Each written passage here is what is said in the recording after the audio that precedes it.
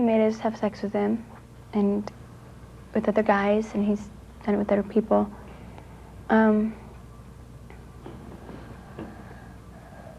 don't know, I just don't like him. We found out she had been defecated on, that it was smeared all over her body and put in her mouth. The children have to live with this for the rest of their lives. It will never be known whether or not the children were actually molested or whether they were led to believe they were molested. The parents have to live with this, and there's nothing that I can say or anyone else can say to make them feel better. We did the best job we could do with the information that was given to us. Emotionally, I'm very distraught. I think we'll see that most all of us are very distraught about this whole thing. I don't know what it's going to do to my son.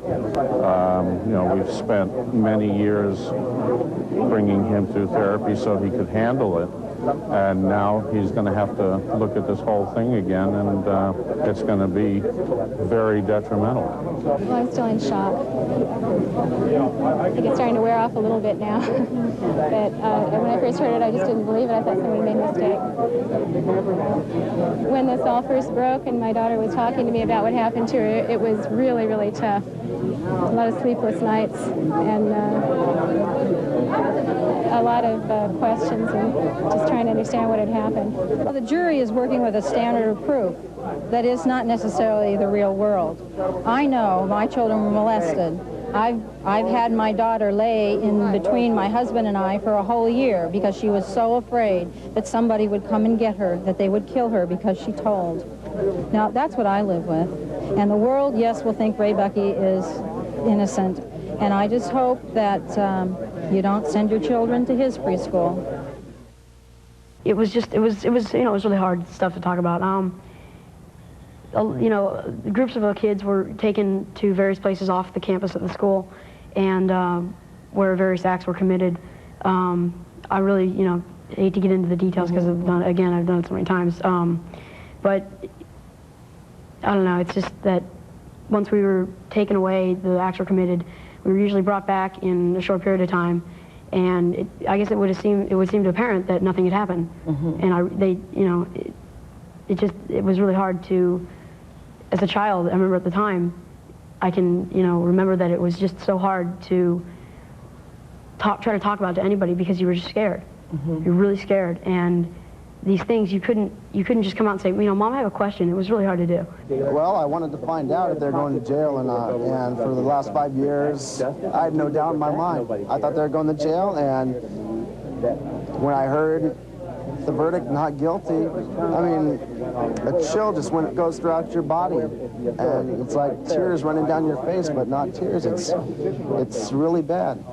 Well, I was molested physically, and I'm not going to go into detail, and the 13 counts that I think that they called a mistrial, dealing with the Satanic Church and stuff like that, I was involved in that too, and it's not, 500 kids don't come up with the same story and just make it up. I might just add to that, it was equally as difficult for us to listen to what he had to say. And I can imagine how hard it was for him to tell it. It's not a story, it's what really happened, it's facts. And, you know, it just hurts me to think that Ray's still out there. I saw what the system did.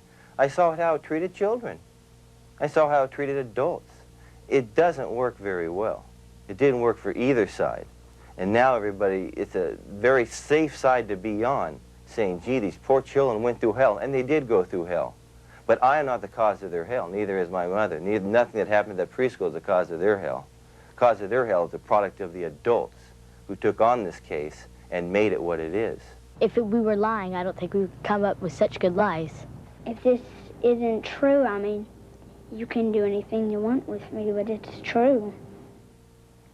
They said that if we told that the devil would come and kill our parents, and he said that we wouldn't live to be the age 9. Molesting me. What does that mean? What does molesting you mean? Touching us in places we don't want, and then they would like threaten us like, oh, you don't say a word else we're gonna come to your house and kill everybody except for you, and we're gonna send you to the devil and everything. And they would scare us really much. It's shocking. It just cannot be true. They're just wrong. Sorry. My feeling is we needed guilty verdicts so that what's going on around the rest of the world can continue, have something to be based on. By saying not guilty, you know, everybody's on their own now is what it's going to amount to. Life is not fair. I tell my children all the time, and I did way before this ever entered our life, there is no such thing as fair.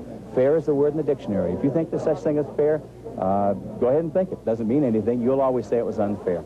I'm just real disappointed. You know, we have programs all over the country that tell children to run and tell when somebody hurts them. And our children told. Some of them spent 35 days on the stand, and they get a not guilty. It shows that our justice system needs to revamp for kids if kids are going to be important.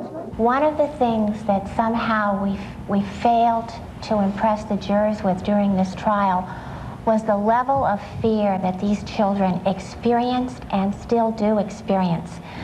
The University of California has just completed a longitudinal study on this population, and the most significant piece of data from that study is that many of these children, 6 years after the trial and significant number of years after the experience, still suffer from abnormal levels of fear about whether or not the world is a safe place to be, about whether or not they are going to be safe, about whether or not their families are safe. And really what happened at this school involved terrorist tactics against the children. And they really did believe that they might die and that their parents might die. And that fear and that feeling of powerlessness is still there for many of the children. Did you ever believe that, Brian? Yeah, at the time I did.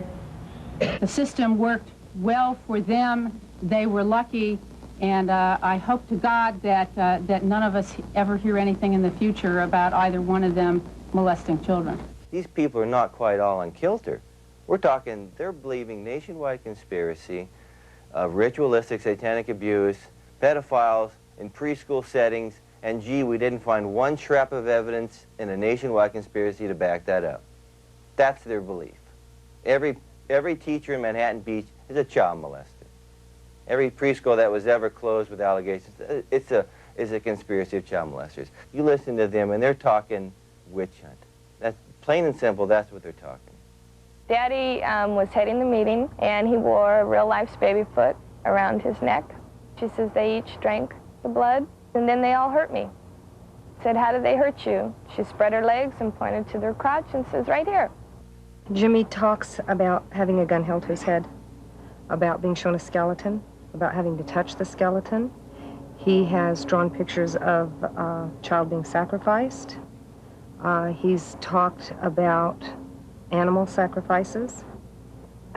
He's disclosed molestation. The stories are so outrageous, and I am such an honest person, I assumed everybody would believe me. And to this day, I'll get in the middle of a story and I'll think, they're going to think I'm crazy. This sounds crazy. But when you begin to hear this same thing time and again, different stories, but the same horrible underlying things, the same behaviors in the kids, I just want to scream. That's the baby right there. Right here? Uh-huh, it came out of her already. What'd they do to the baby?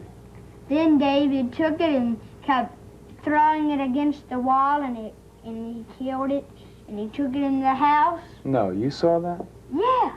They took us in an old caboose. And they had these things they called Spains. Spains? Yeah, Spains. They stuck it up my butt. Who stuck it? David. Your dad? Uh-huh. Ow, did it hurt.